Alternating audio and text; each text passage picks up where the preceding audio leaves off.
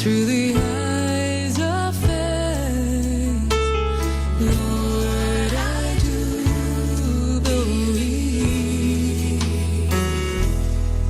that when I close my eyes, I can see you smiling.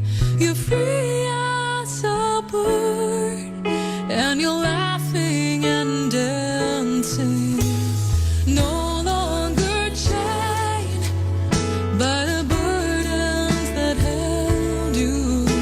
I know you're just a prayer away when I close my eyes.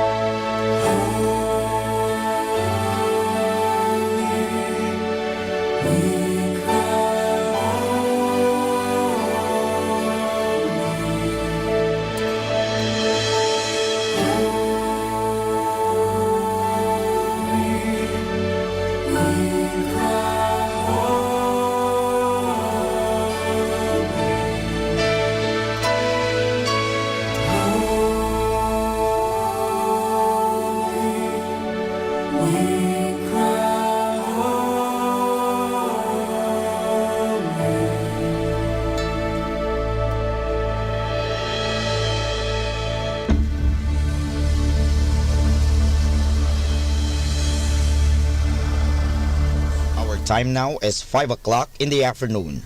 Let us now have our time check prayer. Inaanyayahan ko po kayo na samahan ninyo ako sa panalangin sa oras na ito.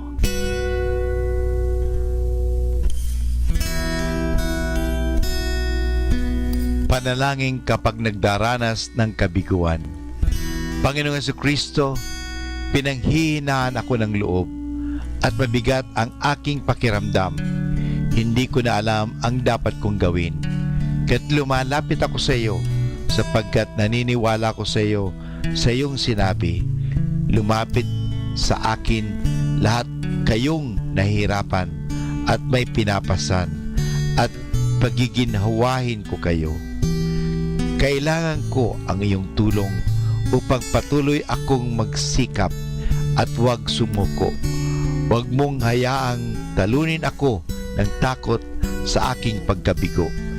Patatagin mo nawa ako sa harap ng pagsubok na ito.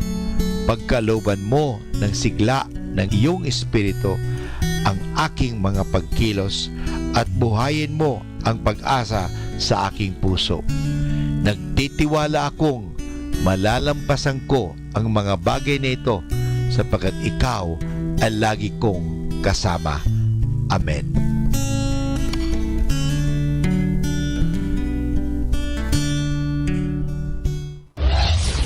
This is Manaoag Dominican Broadcasting Incorporated, a religious, non-commercial radio station. 10 years of evangelizing the airwaves, sharing God's blessings, live masses on air, playing religious music and prayers. May kasama ka, si Jesus, si Maria at kami. 102.7 Manaoag Dominican Radio. You have Manaoag Dominican Radio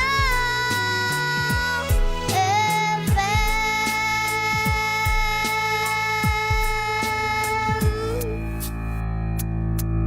Kasama natin to.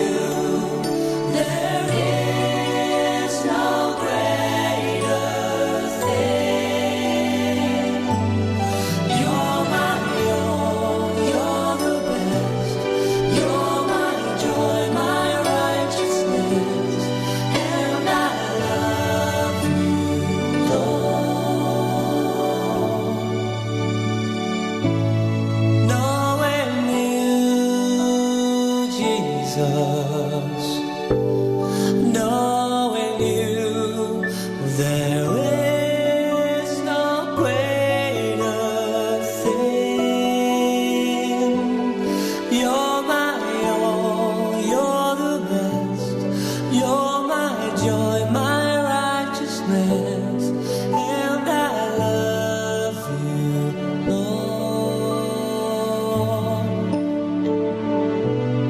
And I love you, Lord.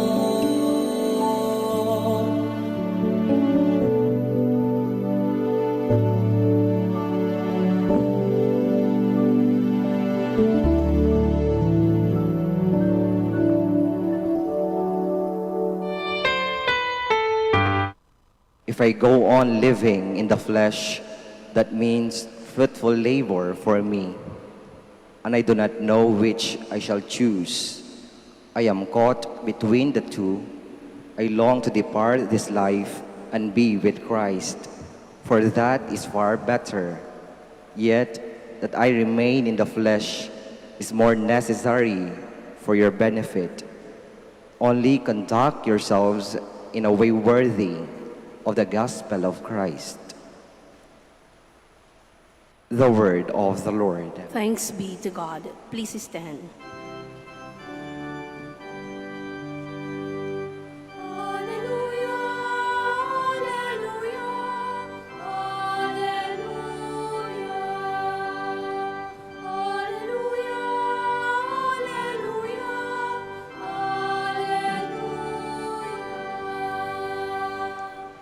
Open our hearts, O Lord, to listen to the words of your Son.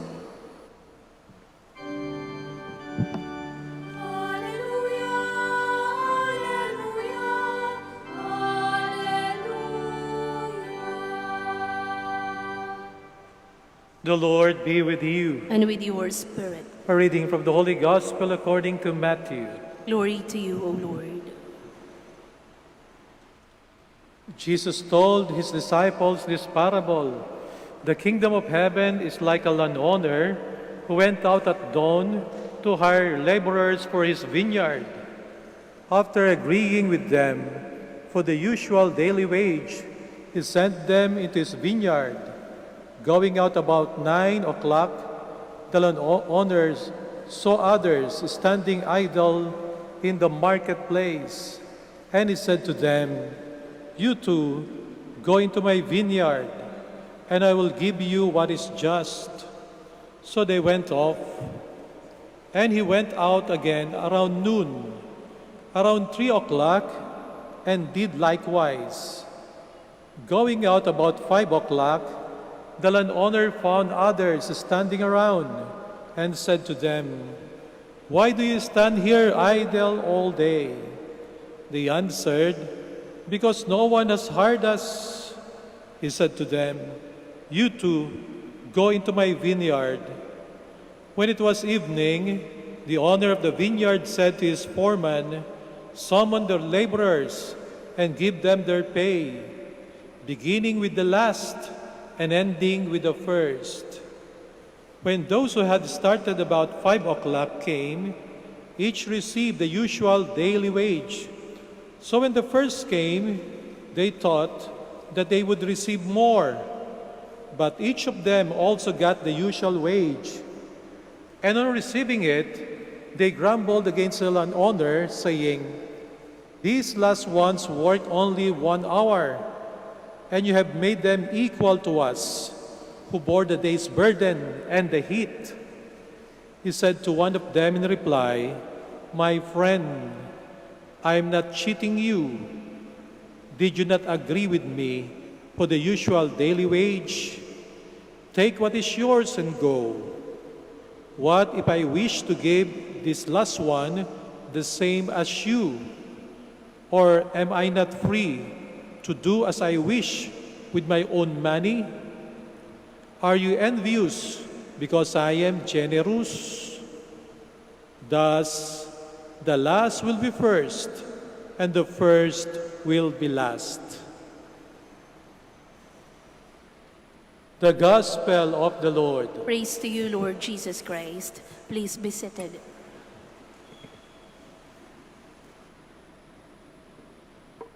For my thoughts are not your thoughts, nor your ways my ways, says the Lord. Ito po ang sinabi ni Propeta Isaias sa ating unang pagbasa. Iba ang isipan ng Panginoong Diyos kaysa sa tao. Iba ang pamamaraan ng tao kaysa sa pamamaraan ng ating Panginoong Diyos.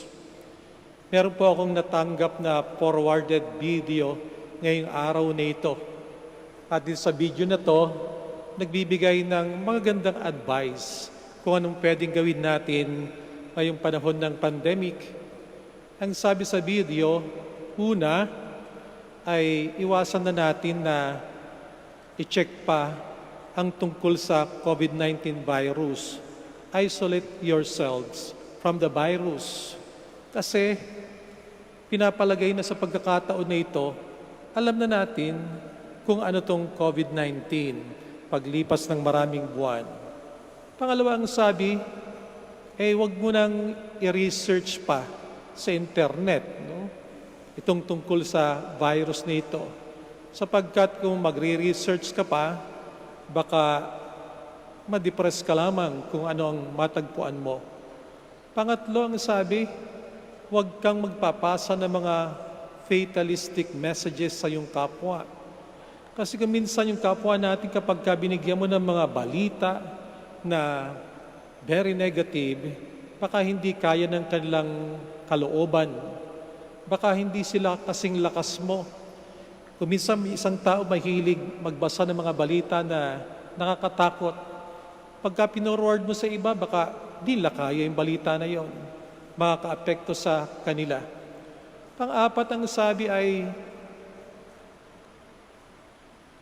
yung immune system natin, pilitin natin na palakasin sa pamagitan ng mga positive messages. Kung ang ating mood ay laging negative, nakaka-apekto sa ating immune system at maka-apekto rin sa ating kalagayan, sa ating kalusugan. At ang sumunod, sinasabi rito na discipline yourself sa bahay mo, laging maghugas, sundin natin kung anong protocol, makakatulong yan sa atin. Maging positibo araw-araw, panghuli, magkaroon ng matinding paniniwala na these things will pass. Ang lahat ng bagay na ating nararanasan ngayon, nararanasan mo ngayon, lahat ito ay lilipas. Ito'y napatunayan na nagkaroon ng maraming pandemic noong unang panahon, salot, nalagpasan ng humanity, nalagpasan ng mga tao, ang mundo ay nasa kamay ng Panginoon. Sinasabi ng video na to na ang kwalidad ng buhay natin, kung paano mo nararanasan ang buhay mo ngayon, malaking porsyento nito ay nakasalalay sa kung ano ang iyong iniisip palagi. Ano ang quality ng isip mo? Positibo ba o negatibo ba? Masaya ba o nadidepress ng iyong isipan? Maaring kahit na ang mga eksperto, mga scientists ay maraming ibinigay, isinyer na balita sa atin. Pero kung minsan sinasabi natin, still, they are human. It is still a human thoughts. Pag-iisip pa rin ng tao yun. At dahil pag-iisip to ng tao, maaari pa rin magkaroon ng pagkakamali. Ang pinapayo sa ating unang pagbasa, be converted to the thoughts of God. Yung ating isipan, mas maganda sigurong pilitin natin na imbis na tayo mag-rely sa kung ano yung ating iniisip, bakit hindi nating subukang tuklasin sa pagkakataon na ito kung ano ba ang isipan ng Panginoong Diyos. Sapagkat yung isipan ng Panginoong Diyos, ito ang plano niya para sa ating lahat. Si San Pedro, tagasunod ng ating Panginoong Jesucristo, merong sariling plano, merong sariling laman ang kanyang isipan. Nung sinabi ng ating Panginoong Jesucristo sa kanya na nakikita-kita na ng ating Panginoong Jesucristo na dapat siyang maghirap, siya'y magpapasan ng krus, siya'y mamamatay. Ang sabi ni Pedro, Hindi po, Panginoon. Hindi ko po ipapahintulot yan. Hindi ka po daraan sa paghihirap sa kamatayan. Parang sinasabi niya, ipagtatanggol kita. Kung may aaresto sa'yo, dadaan muna sa akin over my dead body. Yun ang laman ng isipan ni Pedro. Yun ang plano niya. Pero alam natin ang sabi sa kanya ng ating Panginoon, "Get behind me, Satan." Diyan ka sa likod ko, Satanas, sapagkat yung iniisip mo, hindi yan ang plano ng Panginoong Diyos. Hadlang ka sa isipan ng Panginoong Diyos. Ang Panginoong Diyos may sariling pagpaplano. Sa ating Ebanghelyo, makikita po natin kung anong isipan ng Diyos at kung anong isipan ng tao. May mga manggagawa na naghintay maghapon doon sa plaza kasi doon sila kinukuha ng mga gusto magpatrabaho. Doon sila nagtitipon-tipon. May manggagawa na maagang pumasok. May pumasok ng alas 9, alas 12, alas 3. May manggagawa na alas 5 na, nanduroon pa rin, wala pa rin trabaho. Bakit kaya walang trabaho yung mga maghapong nakatayo, naghihintay roon? Sapagkat marahil iniisip ng mga amo, ng mga naghahanap ng mga kumukuha ng trabahador, etong mga to, hindi qualified. Itong mga to, hindi nakapasa sa requirements. Kasi kung nakapasa sila sa requirements, dapat kasama na sila sa first batch, second batch, ng mga hinair para magtrabaho. Itong mga taong ito, itong mga manggagawang ito, maaring sa isipan nila, bagat makikita natin na hindi sila nawalan ng pag-asa. Pero baka, naku po, patapos ng araw, kakadepress. Wala pang kumukuha sa amin para magtrabaho. Kami mga taong pinagpilian. Kami mga taong mukhang hindi magiging successful sa buhay. Kami mga taong mukhang failure sa paningin ng sambayanan. Yun ang kalang iniisip.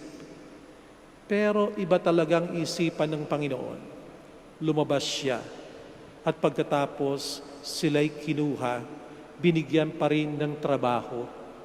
Maaring sa mata ng iba, ito mga taong ito yung mga taong hindi papasa sa requirements. Ito yung mga taong hindi karapat-dapat bigyan ng trabaho na pagpilian na. Pero iba ang pamamaraan ng ating Panginoon. Kinuha pa rin sila. At sa bandang huli, nung bayaran na, swelduhan na, makikita natin na iba pa rin ang isip ng tao. Ang sabi ng mga naunang na-hire, aba, bakit niyo po pinagpantay-pantay ang sweldo? Kung ano yung binigay niyo rin doon sa isang oras na nagtrabaho, yung sahod ko, ako yung first batch na na-hire, di ba dapat mas malaki ang sahod ko? Ang isipan ng tao, mathematical. Kinikwenta niya, mas mahaba ang pagtatrabaho, dapat mas malaki ang sahod. Pero pinakita ng Panginoon na iba na naman ang kanyang isipan. Ang sabi niya, hindi kita dinadaya sapagkat meron tayong kasunduan. Tinanggap mo kung ano yung ating napagkasunduan. Etong aking isipan. Gusto kong maging generous dito sa huling nagtrabaho.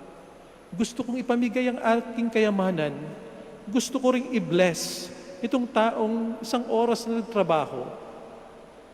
Batid ng Panginoon ang pangangailangan ng taong ito. Batid niya na marahil itong taong ito, bagamat huli na magtrabaho, very late na, may pamilyang nakadepende sa kanya. May mga bunganga, may tiyan na bubusugin, hindi lang yung kanyang sariling tiyan at bibig. Iba ang isipan ng Panginoon kaysa sa isipan ng tao. Makikita natin na mas malaki, mas malapad, mas mataas, mas maluwang ang pananaw ng ating Panginoon. Sa ating ikalawang pagbasa, pinapakita rin kung anong isipan ni San Pablo. San Pablo ay nangangaral sa iba't ibang bansa at sabi niya doon sa mga taong kanyang pinapangaralan, kung isipan ko lamang ang masusunod, ganito ang gusto ko. Gusto ko na sanang humimlay. Gusto ko na sana magpahinga, matulog, mamatay. Gusto ko nang mag-retire. Gusto ko nang sa lalong madaling panahon, makapiling ko na ang Panginoong Diyos. Yan ang gusto ko, kung isipan ko lamang ang masusunod. Pero kinonsulta ni San Pablo ang isipan ng Panginoong Diyos. At ang sabi ng Panginoong Diyos sa kanya, habang may buhay ka, ay patuloy kang maglingkod. Maglingkod ka sa Diyos habang ikaw ay nabubuhay. Yun ang plano ng ating Panginoong Diyos. Maaari ang isipan natin, dahil sa mga pangyayari sa buhay natin, ay nagiging negative. Maaring isipin natin na kulelat na ako kaysa sa aking mga kabatch. Umarangkada na sila, mayaman na sila, may posisyon na sila, makapangyarihan na sila. Maaring isipin natin na kawawa naman ako. Walang nag-hire sa akin. Walang taong may gusto sa akin. Maaring ma-depress tayo dahil sa ating isipan. Pero hindi po ba't napakasarap na panghawakan? Naiisipin natin, iba ang plano ng Panginoong Diyos. Iba ang kanyang isipan para sa iyo. Napakasarap na isipin na habang ikaw nabubuhay, ang Panginoong Diyos hindi nag-give up sa iyo. Maaring late ka na, maaring hindi mo pa natatagpuan hanggang ngayon Panginoong Diyos. Pero kung kakatok ka sa Kanya, lagi pong bukas ang Kanyang pintuan. Sa Panginoong Diyos, wala pong late. Sa Panginoong Diyos, hindi niya binibilang yung haba ng buhay, yung haba ng oras. Ang tinitingnan lang ng Panginoong Diyos ay yung pagmamahal na ilalagay mo sa iyong paglilingkod. Yung pagmamahal na ilalagay mo sa iyong trabaho. Yung pagmamahal na ilalagay mo sa iyong buhay. Hilingin po natin sa Panginoong Diyos na naway buksan niya ang ating isipan at tayo patuloy na kumapit at sumampalataya sa Kanya na sa kabila ng ating karanasan, merong mabuting plano ang Panginoong Diyos sa ating buhay.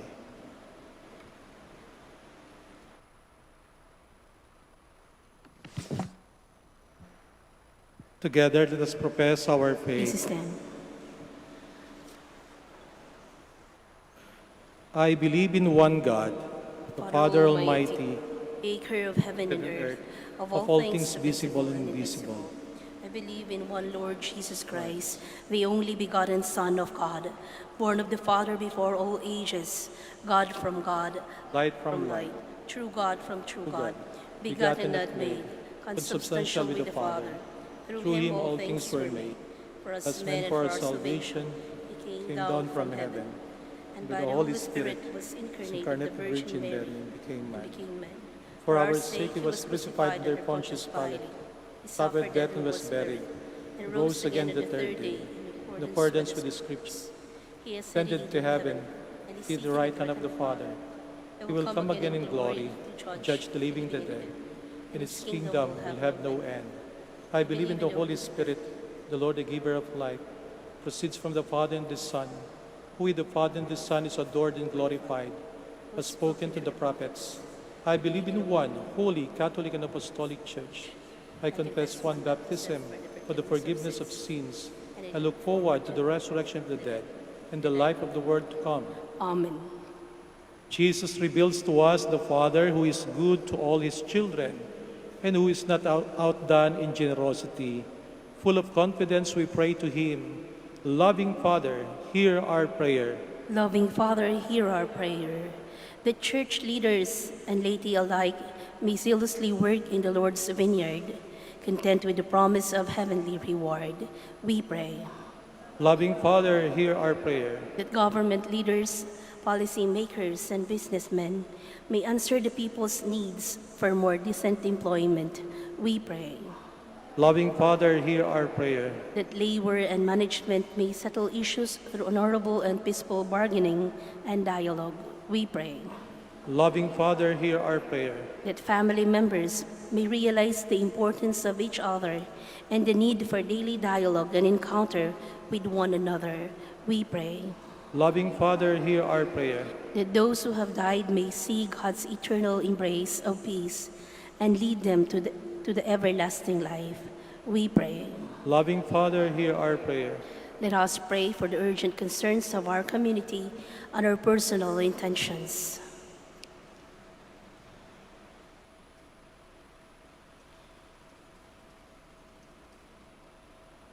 We pray. Loving Father, hear our prayer. Father, may your providence not lead us to self-righteousness and selfishness, but to selfless love for all. Make us generous like you, that we may live fully and bring others to life. Amen. Please be seated.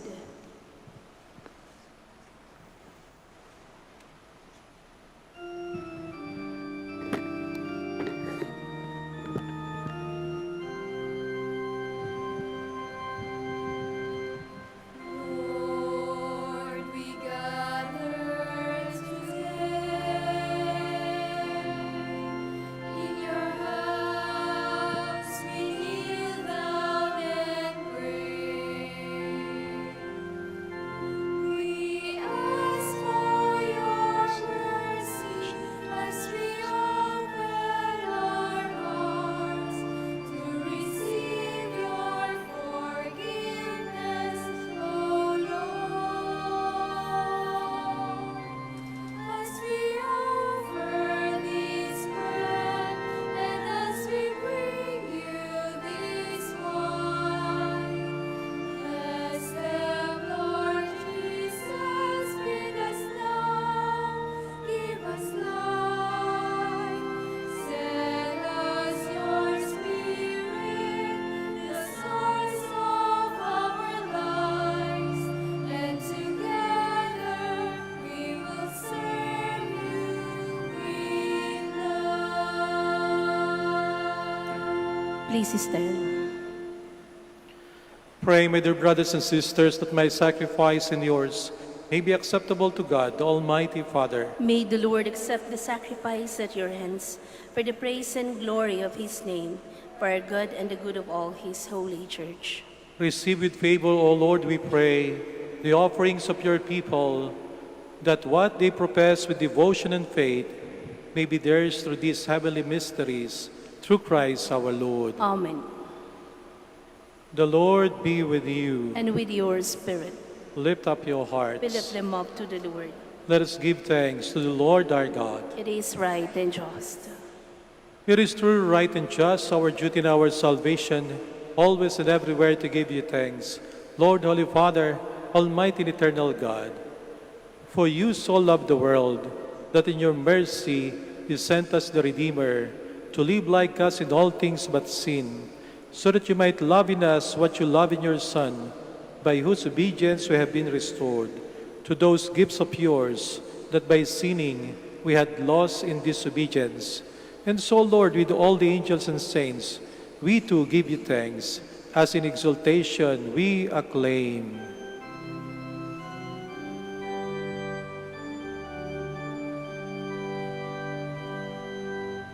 Santo, Santo, Santo, Panginoon Diyos na makapangyarihan, napupuno ang langit at lupa sa kalugian mo.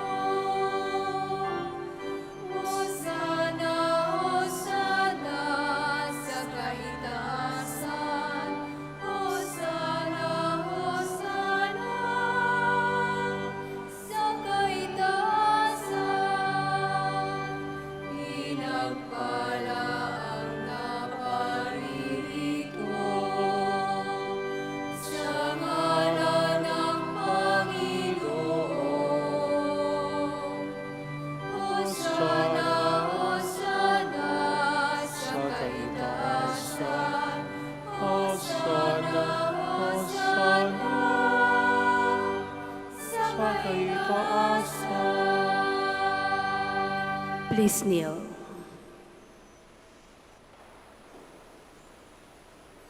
You are indeed holy, O Lord, the fount of all holiness. Make holy, therefore, these gifts, we pray, by sending down your Spirit upon them like the dewfall, so that they may become for us the body and blood of our Lord Jesus Christ. At the time he was betrayed and entered willingly into his passion, he took bread, and giving thanks, broke it, and gave it to his disciples, saying, "Take this, all of you, and eat of it, for this is my body, which will be given up for you."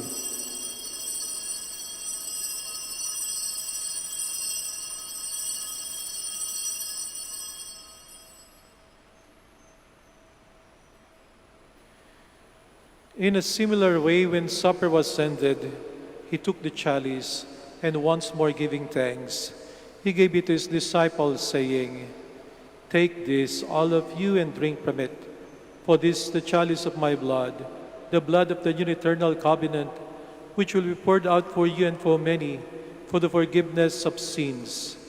Do this in memory of me."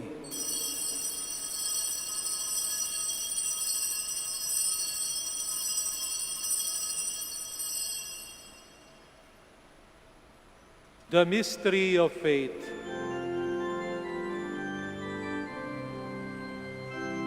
Si Kristo ay kunitahin, sarili niya'y inihain, bilang pagkain inumin, pinagsasaluhan natin, hanggang sa siya'y dumating, hanggang sa siya'y dumating.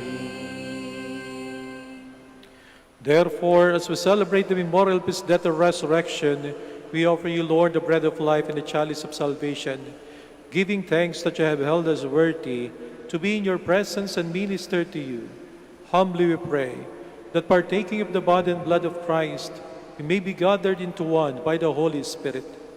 Remember, Lord, your church spread throughout the world, and bring her to the fullness of charity, together with Francis our Pope, and Socrates our Bishop, Fidelis Assistant Bishop, and all the clergy.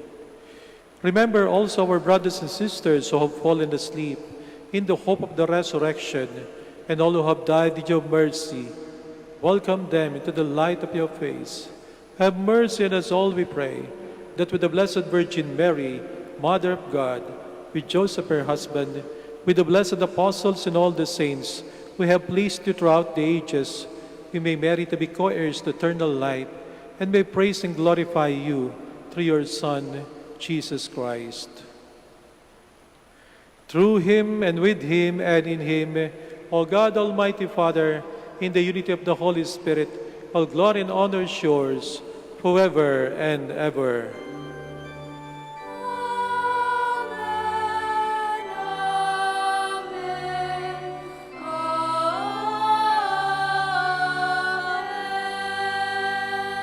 Please stand. Let us pray for the coming of the kingdom as Jesus taught us.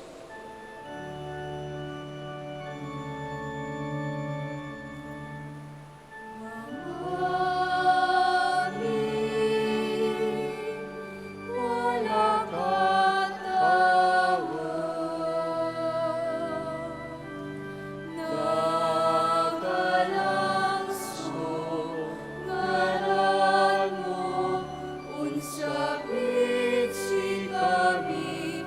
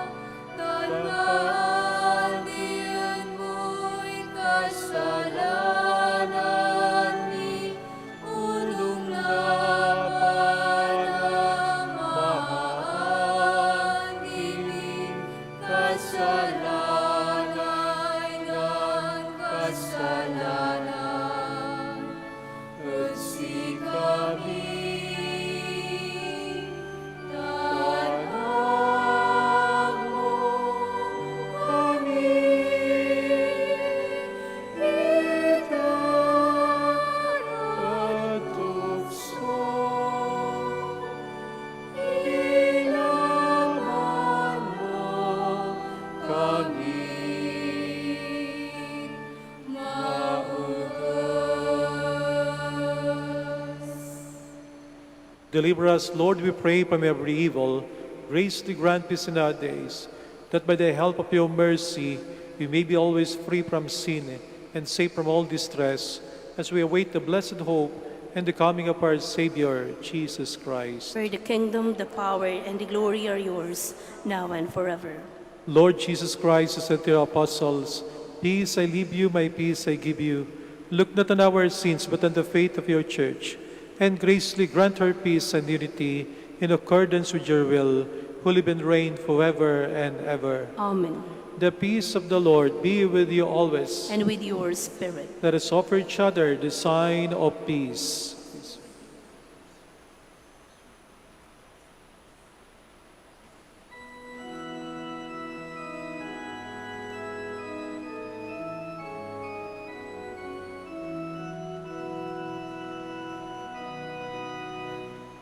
Cordero ng Diyos na nag-aalis ng mga kasalanan ng mundo. Maawa ka sa amin. Cordero ng Diyos, maawa ka. Cordero ng Diyos na nag-aalis ng mga kasalanan ng mundo. Maawa ka sa amin. Cordero ng Diyos, maawa ka. Cordero ng Diyos na nag-aalis ng mga kasalanan ng mundo. Ipagkaloob mo sa amin ang kapayapaan.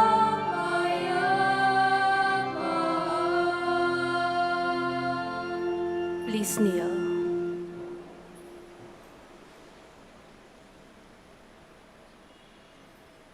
Behold Jesus, the Son of Mary, the Lamb of God who takes away the sins of the world. Happy are those who are called to his supper. Lord, I am not worthy that you should enter under my roof, but only say the word, and my soul shall be healed.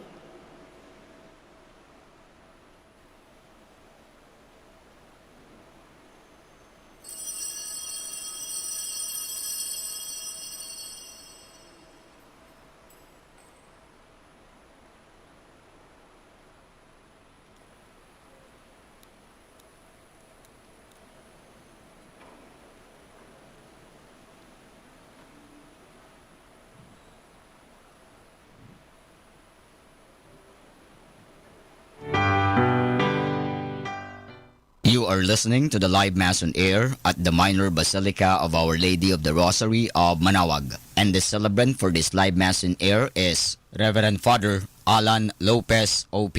Let us pray for the intention of our sick brothers and sisters and to all Filipinos working abroad. I love the Lord, He's filled with compassion.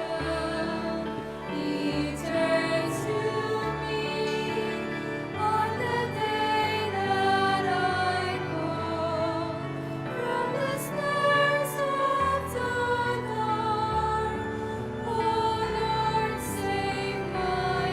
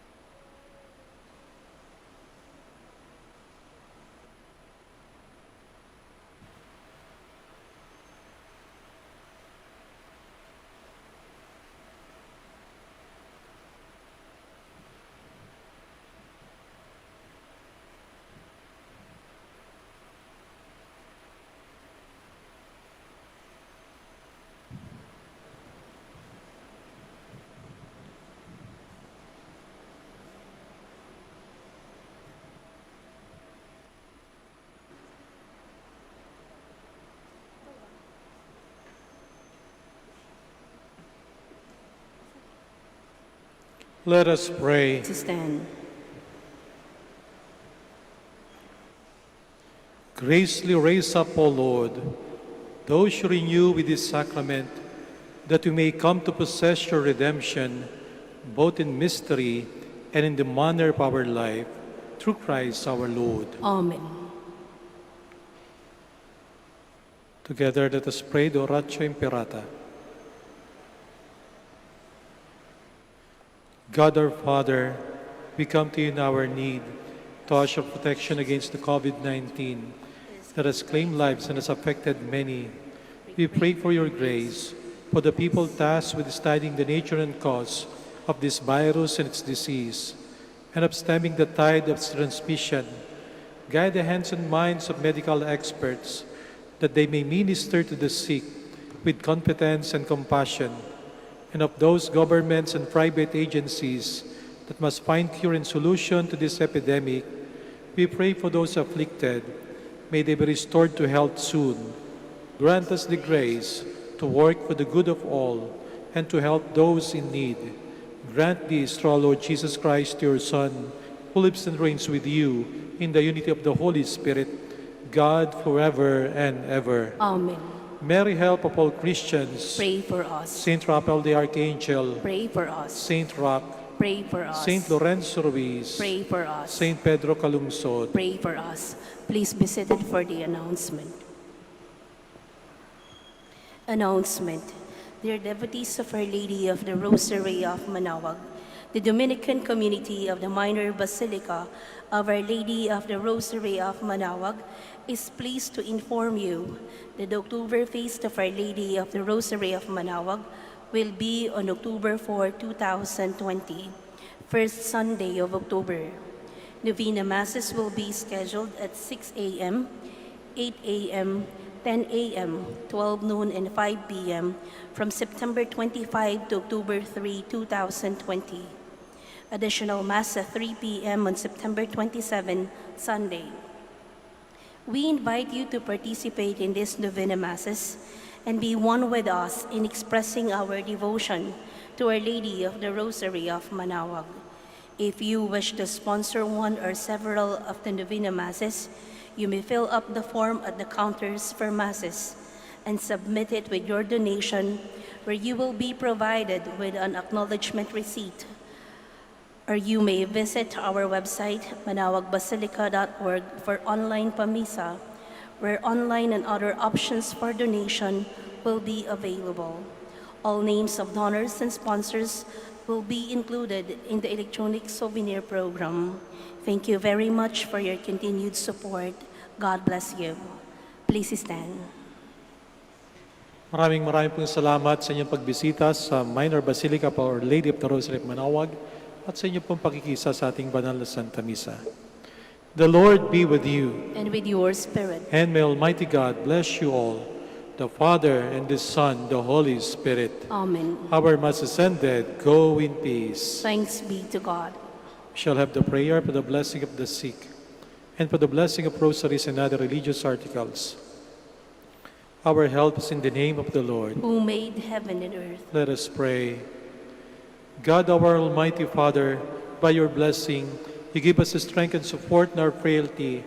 Turn with kindness toward our sick brothers and sisters. Free them from all illness and restore them to good health. Through the intercession of Our Lady of the Rosary of Manaoag, so that in the sure knowledge of your goodness, they will gratefully bless your holy name. We ask this through Christ our Lord. Amen. In memory of the mysteries of the life, death, and resurrection of our Lord Jesus Christ, and to the honor and glory of the Blessed Virgin Mary, Mother of Christ, Mother of the Church, Our Lady of the Rosary of Manaoag, may these rosaries, images, candles, oil, and other religious articles be blessed and made holy in the name of the Father, and of the Son, and of the Holy Spirit. Amen.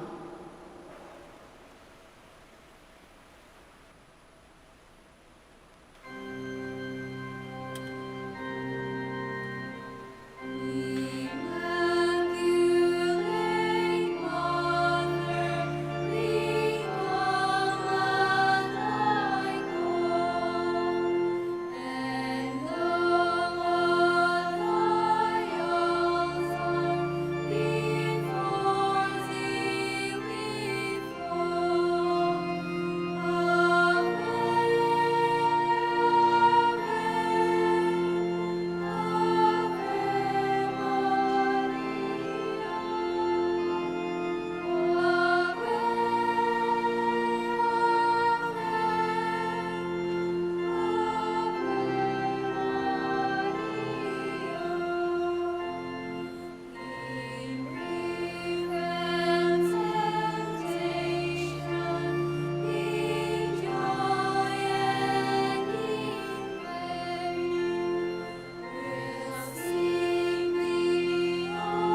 of thy altar before thee we fall.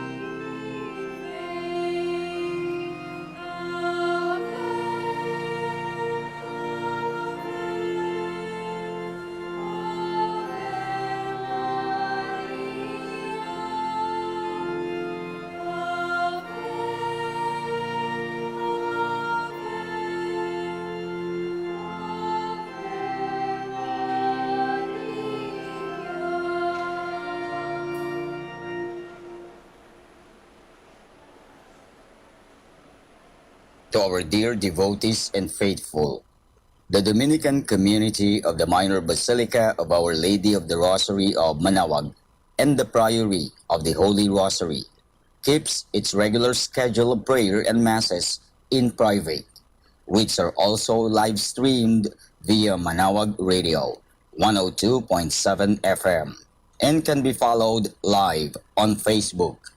We assure you that your Mass intentions and prayer requests will be remembered.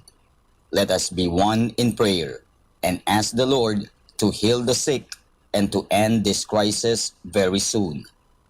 We look forward that we shall be together again in celebrating God's love in the Minor Basilica. May the Lord and Apo Baket keep you all safe and healthy. See you soon.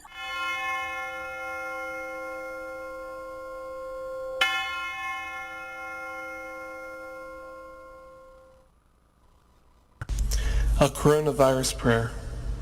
In the name of the Father, and of the Son, and of the Holy Spirit. Amen. Lord Jesus Christ, you traveled through towns and villages, curing every disease and illness. At your command, the sick were made well. Come to our aid now, in the midst of the global spread of the coronavirus, that we may experience your healing love. Heal those who are sick with the virus. May they regain their strength and health through quality medical care. Heal us from our fears, which prevents nations from working together and neighbors from helping one another.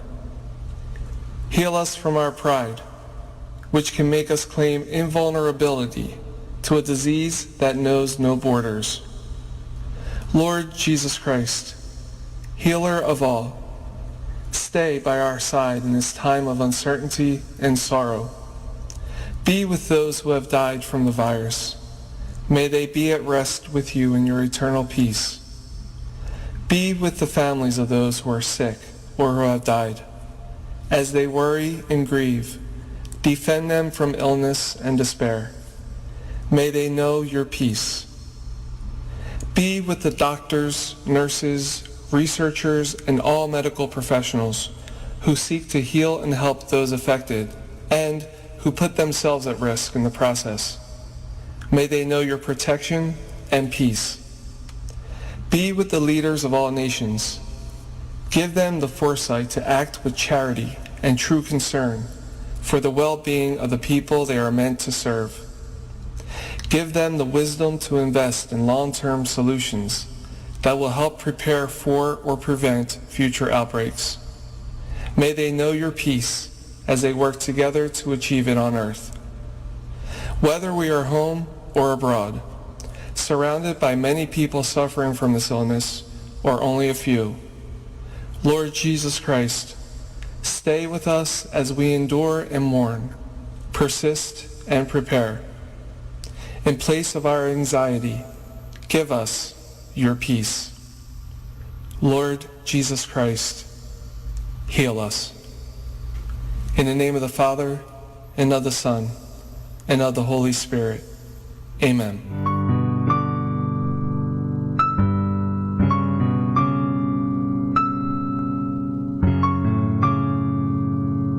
Prayer for our OFW. Lord Jesus, we put ourselves at the foot of your holy cross with Our Lady of the Rosary of Manaoag, as we acknowledge that we are nothing without you, and by your death you have redeemed the world. We believe in faith that nothing is impossible with you. We lift up to you our OFW listeners all over the world, whom we offer our prayers and every Holy Mass from the Minor Basilica of Our Lady of the Rosary of Manaoag. Lord, words cannot describe and express what they are sacrificing in order to have a better chance in